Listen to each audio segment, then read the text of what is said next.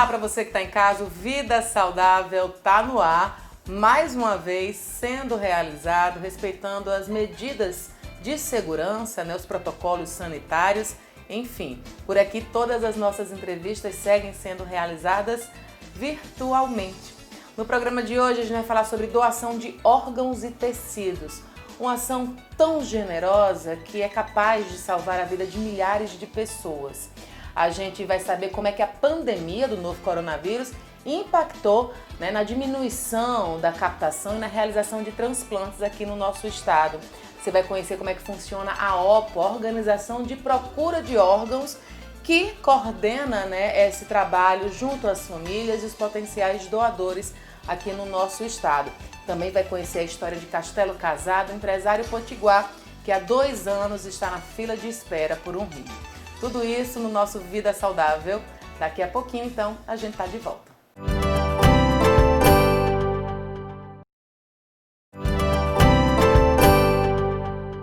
Nesse primeiro bloco, você acompanha a entrevista com Rogéria Medeiros, ela que é coordenadora da Central de Transplantes no Rio Grande do Norte.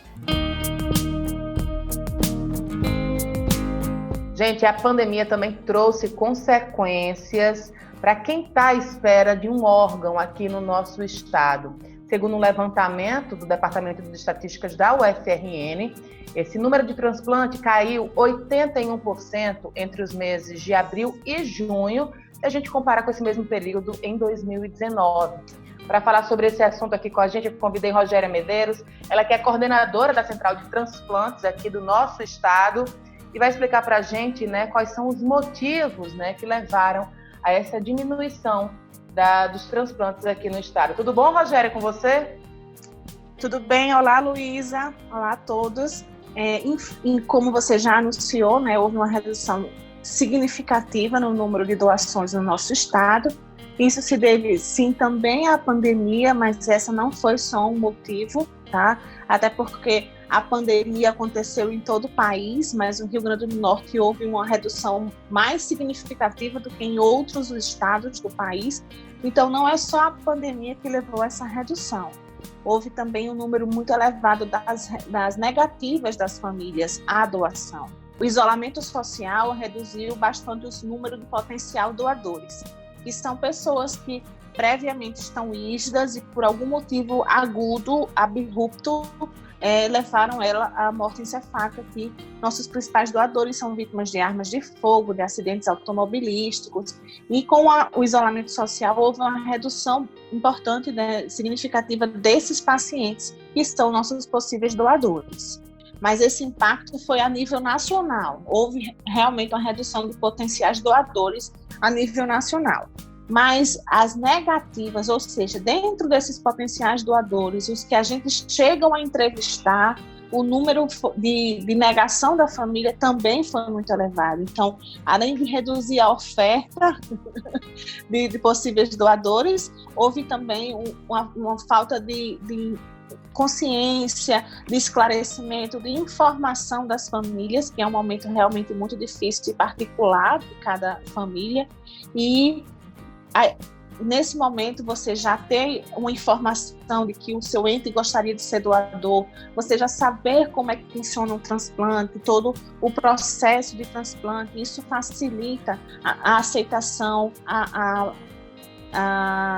liberação, a liberação para doação, exatamente. Rogéria, só para deixar bem claro para o pessoal que está em casa, o que é que a pessoa tem que fazer para deixar claro para a família que é um potencial doador, que quer doar seus órgãos em caso aí de um acidente, algo que permita a doação? Luísa, isso é o mais simples, é só você informar os seus familiares, sua esposa, seu pai, sua mãe, seus avós, informar para o familiar responsável por você, legalmente, que você gostaria de ser doador de órgãos. Apenas isso. É o consentimento informado. E aí, caso aconteça alguma coisa que faça o diagnóstico de morte encefálica, o seu responsável, no caso a sua esposa, o seu pai, sua mãe, seus avós, que vão assinar um documento de doação, tá? Mas para você que disser mesmo que quer ser doador, basta o seu consentimento informado, informar os seus familiares, sua vontade, seu desejo. Rogéria, nosso tempo já acabou. Eu quero que você termine deixando aqui um recado para o pessoal que está em casa, né? Conscientizar cada vez mais da importância da doação, né? Tirar os mistérios, né, que existem a respeito desse tema, desmistificar mesmo isso e fazer com que cada vez mais pessoas se proponham a fazer esse ato de amor, né, que salva aí tantas vidas, a doação de órgãos. Realmente a gente precisa conhecer quem recebe esses órgãos, a alegria que eles têm, a qualidade de vida que vai fazer nesses pacientes, a mudança que eles têm. E não se vende, não se compra, não tem prateleiras, não se pega importado, está aqui no nosso vizinho, né? Vai para o nosso vizinho, vai para o nosso estado, para uma pessoa desconhecida. Isso sim é doar amor, doar vida, porque a gente só conhece a dor, a necessidade do transplante quando a gente está do outro lado, quando é a gente que está precisando de um coração, quando é a gente que está precisando de um rim, de uma córnea, mas a gente nunca enxerga a dor do outro. Então, tentem ler um pouco mais sobre o que é transplante, o que benefício leva ao paciente transplantado. A gente está aí, a comunicação hoje em dia é acessível para todo mundo. A central do transplante está aberta para dúvidas. Estamos querendo esclarecer a população cada vez mais com campanhas. Nós temos a nossa página do Facebook, pode deixar lá a sua pergunta. Nós estaremos muito gratos em esclarecê-las. E doação é isso, é você fazer caridade, você fazer um ato de amor num momento tão difícil.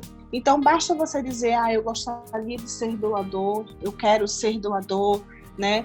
Depois que eu já não estiver mais aqui, meu corpo já não me serve mais. Não me serve mais, né? Que faça a alegria, a saúde de outras pessoas. Eu sou doadora. Eu também.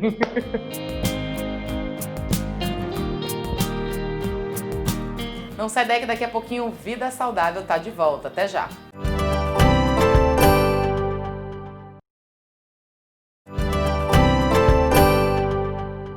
Agora chegou a vez de você acompanhar uma entrevista com Mariana Consulim. Ela que é coordenadora de enfermagem da OPO, Organização de Procura de Órgãos.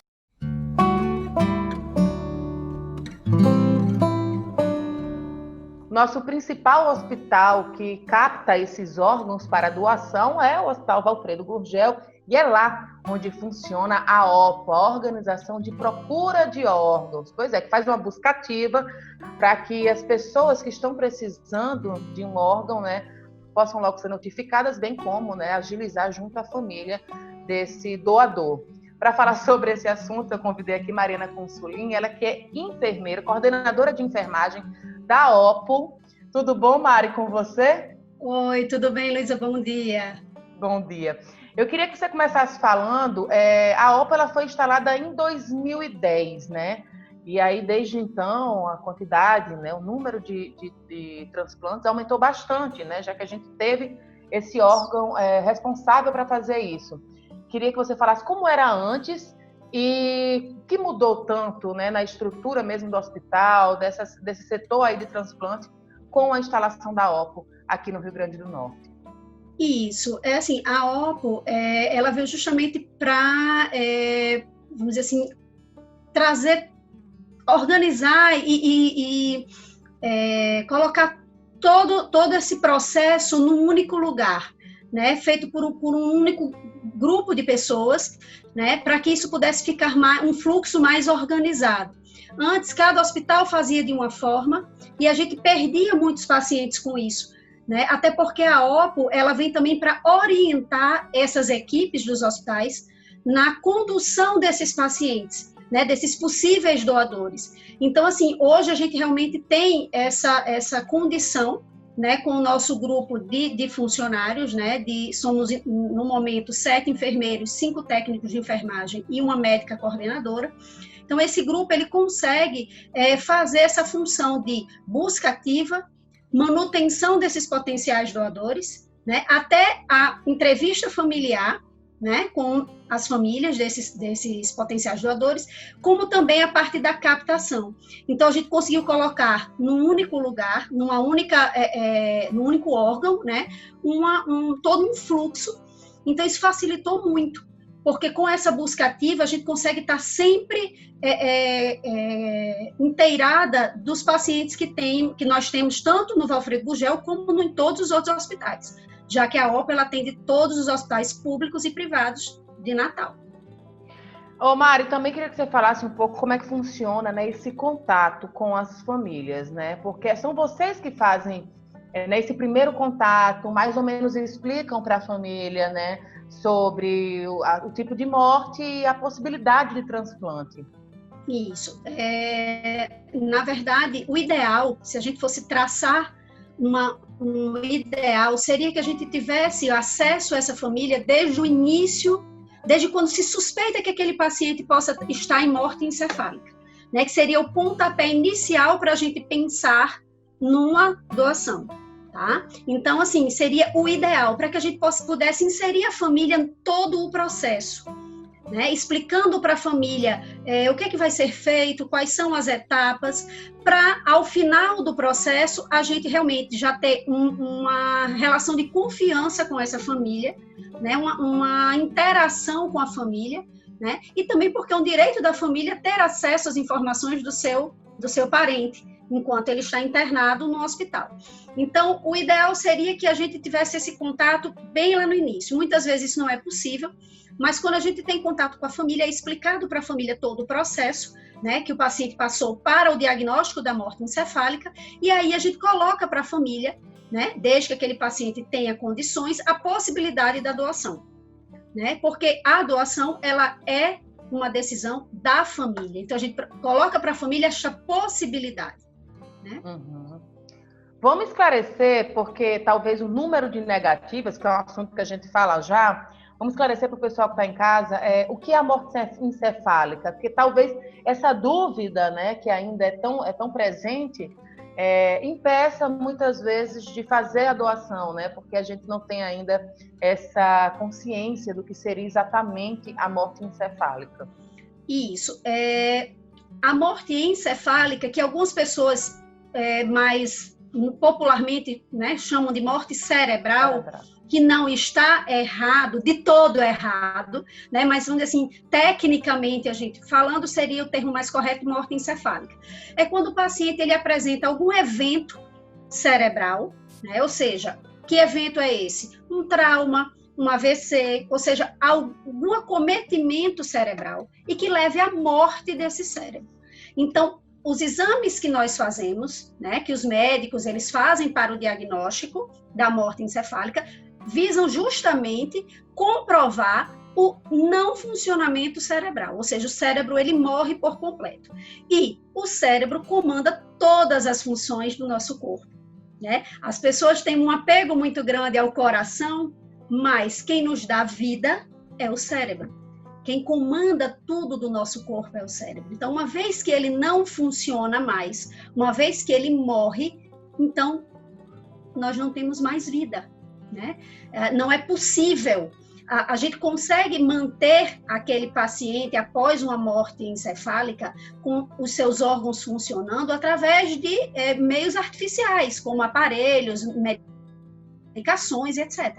Mas o funcionamento natural, normal do organismo, ele não existe mais, né? Então, quando o cérebro morre, é quando nós temos a morte encefálica, né? Então, ele deixa de funcionar por completo. Uma coisa importante, Luiz, é a gente diferenciar a morte encefálica do coma, né? O coma, porque algumas famílias dizem assim, mas a gente já viu casos em que depois de 10 anos, a pessoa abre o olho, a pessoa acorda. Coma é um evento, morte encefálica é outro. No coma, o cérebro ele não morre por completo. Ainda existe uma atividade cerebral, não é isso? Isso, exatamente.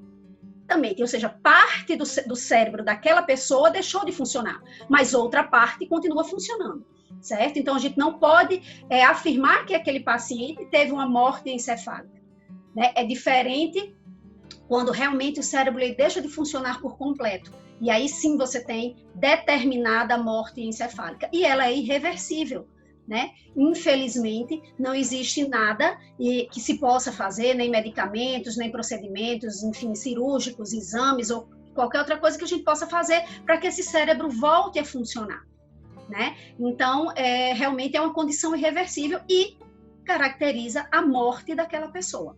Ô Mari, vocês estão nessa linha de frente, né, fazendo esse contato com as famílias. Eu queria que você explicasse para a gente por que ainda tem tanta negativa, né?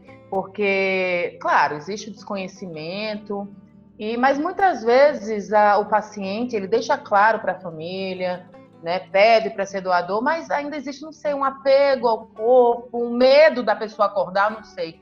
Nesses seus anos aí junto à OPO, o que você tem visto mais? Assim, qual seria realmente o problema, né, que dificulta tanto a captação de órgãos? Pois é, Luísa. Na verdade, quando a família sabe do desejo, né, daquele seu ente querido, a recusa não existe, né? Às vezes o familiar ele pode até ter a sua convicção contrária à doação, mas em respeito à vontade, né, daquele seu ente, ele acaba viabilizando essa doação. O que a gente mais vê realmente é a questão do desconhecimento do desejo daquele potencial doador, ou seja, daquele seu parente, daquele seu ente, ou seja, as pessoas não conversam ainda sobre doação em casa, né? A gente costuma dizer que as pessoas mais velhas, né, assim, os mais antigos dizem assim, não vamos falar sobre isso porque atrai, ou seja, falar sobre morte atrai da morte, né? Então isso não é muito um assunto que se conversa muito ainda, né? Apesar de todo o esclarecimento, de todas as campanhas que se tem feito. A outra questão é realmente cultural.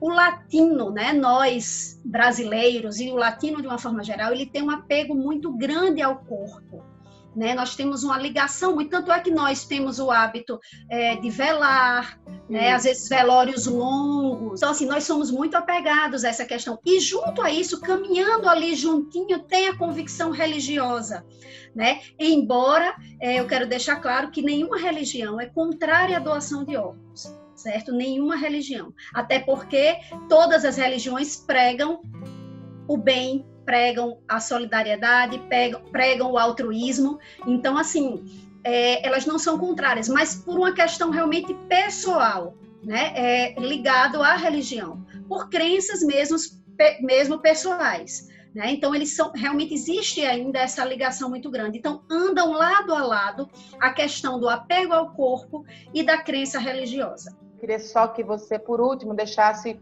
esse recado, né? Eu pedi já para Rogéria fazer isso, eu vou reforçar esse recado com você, para que as pessoas, né, se permitam que seus familiares possam ser doadores, que a gente consiga desmistificar tudo isso e possibilitar cada vez mais transplantes aqui no nosso estado. Luísa, eu costumo sempre dizer o seguinte, a melhor forma da gente entender, né, ou seja, pensar um pouco sobre isso é tentar se colocar no lugar do outro. Se a gente tentar se colocar no lugar de quem está numa fila há anos precisando de um órgão para sobreviver, para ter uma melhor qualidade de vida, a gente começa a ver a doação de outra forma, com outros olhos, né? Então a gente começa a ver assim, e se fosse eu, se fosse meu filho, se fosse meu pai, há 1 ano, 2 anos, 10 anos, precisando ali, sofrendo e lutando pela vida, né? Então a gente conseguiria realmente ver a doação de uma outra forma. Sempre quando a gente se coloca no lugar do outro, eu acho que essa é o melhor exercício que a gente pode fazer. E aí sim a gente vai conseguir realmente ver a doação de órgãos de outra forma.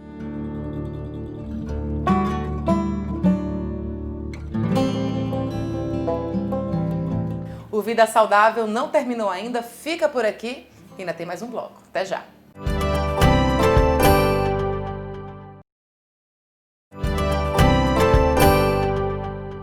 Bom, gente, nesse último bloco, então, você vai conhecer a história de Castelo Casado, um empresário potiguar que há 2 anos aguarda por um rim.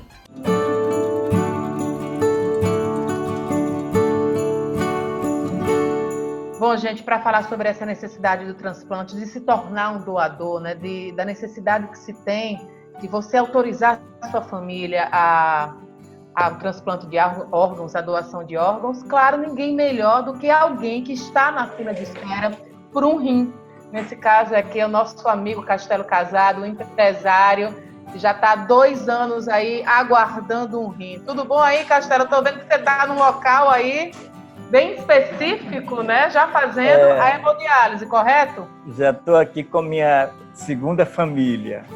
Só para explicar para o pessoal que está em casa, em 2004 você teve um blackout, né? Ficou cego total. E aí foi procurar o diagnóstico, o que tinha causado isso, e aí descobriu-se que havia um comprometimento aí nos rins. E aí, desde então, tem procurado, né, melhorar a capacidade dos rins, mas nem tudo deu certo. Eu quero que você continue a história para que o pessoal de casa saiba direitinho, né, o que aconteceu com você, Castelo. Depois que a gente descobriu essa questão dos rins, né, eu comecei uma longa caminhada para tentar descobrir o problema, o que era que estava causando essa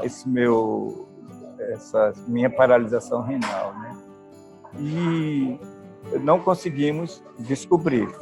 Foram feitas muitas tentativas, passei por muitas experiências, muitos medicamentos, muitos mesmo, aqui em São Paulo, mas não conseguimos chegar a uma cura. Não foi possível, infelizmente a gente não conseguiu. E em 2018 eu tive que começar a fazer hemodiálise, porque em 2018, depois que eu tive internado para curar uma infecção generalizada que eu tive, eu tomei muito medicamento, muito antibiótico, e esses antibióticos terminaram danificando mais ainda meus rins. Eu cheguei a ficar só com 12% das funções renais, e isso caiu depois para 9%, e que é com que eu estou atualmente, 9% só. E estou aqui na máquina, né? Agradecendo a Deus por existir essa máquina, né? Que inclusive eu batizei de Miguelita, porque é minha companheira, né? Eu estou aqui 3 vezes por semana, né? Segundas, quartas e sextas, e 4 horas por dia. Na realidade, a gente termina passando mais do que 4 horas. Que é a hora de chegar, a hora de sair. É a hora de lhe prepararem, depois a hora da saída. Você passa no mínimo umas 5 horas aqui, né? E todo mundo se torna outra família aqui. Você conversa com todo mundo. Todo mundo precisa de autoajuda, e todo mundo precisa da ajuda de um do outro. Então a gente conversa, a gente troca ideias, para que a gente possa, porque muda completamente a sobreviver, né? Para continuar sempre, né, com a esperança.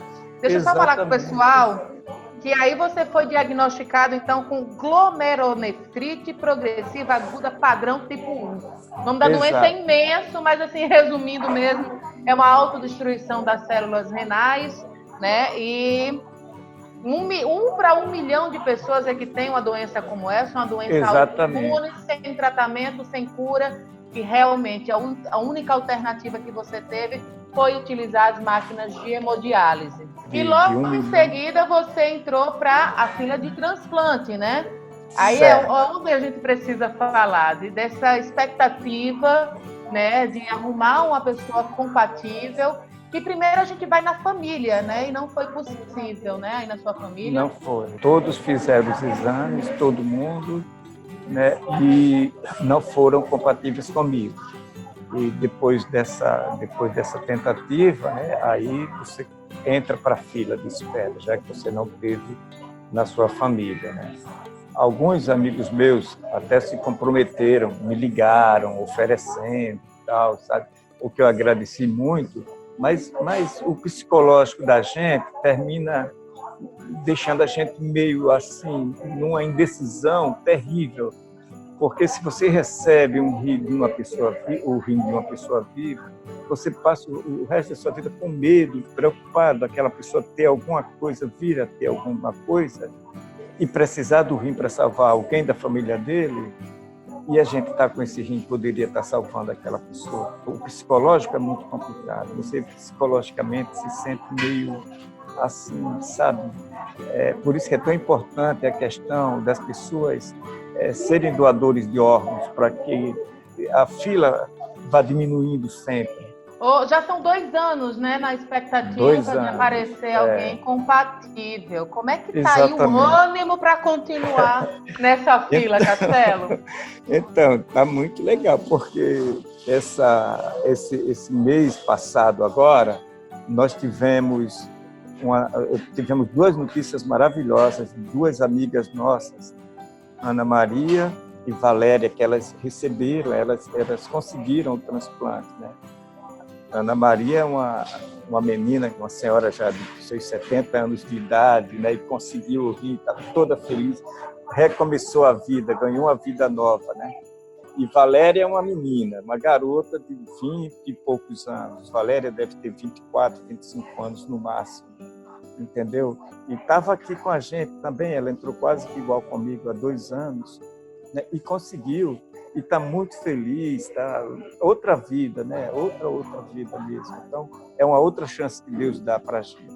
Por último, então, meu amigo Castelo, eu quero que você deixe um recado para o pessoal, né? Que eles sempre, se o pessoal que está escutando a gente possa se dispor, né, a ser doador, já que isso é tão importante, pode salvar tantas vidas aí. Pode ter certeza que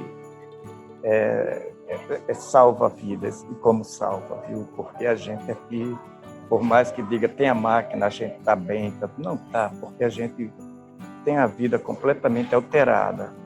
Você tinha um ritmo e quando você muda isso para passar 3 dias vindo para aqui, 4 horas sentado ou deitado aqui, como são vários, tem pessoas aqui que só fazem hemodiálise na maca, deitados, entendeu? Então, é muito complicado, é muito difícil, entendeu? Se vocês puderem, façam campanhas, ajudem, eu tenho certeza que Deus lá em cima vai recompensar.